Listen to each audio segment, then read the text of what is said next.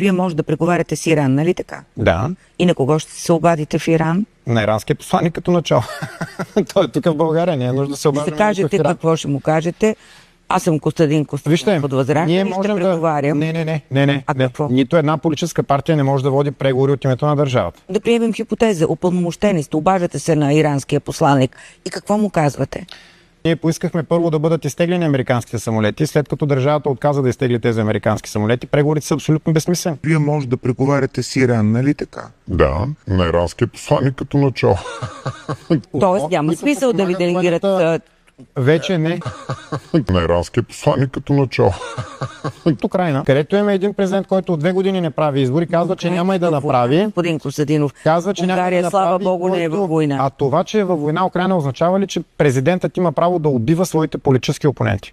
Аз не не мисля. знам кой политически опонент е убил Зеленски. Ами мога да ви дам списък на хора, които са били лидери в Това е едни списъци на едни олигарси, които спадат от 3-ти, от 12-ти етаж в Москва. Сега. Обаче украинския си е списък. И вие си го следите. Там говорим за политици, които са убити и които са затворени в затвора и които са прокудени от собствената си държава и срещу които има заповеди да бъдат хванати, издирени и Добре, арестувани. значи можем да уточним. Зеленския лош заслужава си цялата война, всичко си заслужава, убият си просто. Зеленски е престъпник, който ще бъде наказан един ден за своите престъпления от собствените въдворява си ред и граждани. сигурност в Украйна.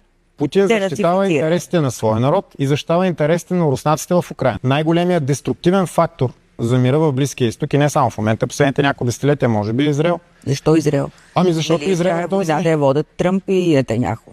САЩ и Израел. Само че Нетаняху накара Тръмп да направи тази крачка. Толкова ли голям властелин Нетаняху? Очевидно е, че има влияние, да. Очевидно е, че има влияние. Тръмп може да...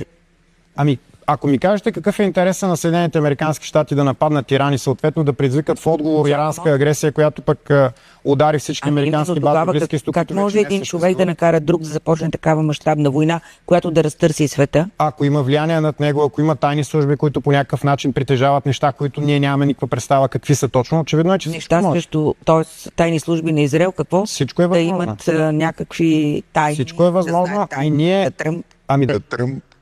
Да кажем, че са го подвели по някакъв начин или да кажем, че са упражнили влияние. Аз нямам друго обяснение.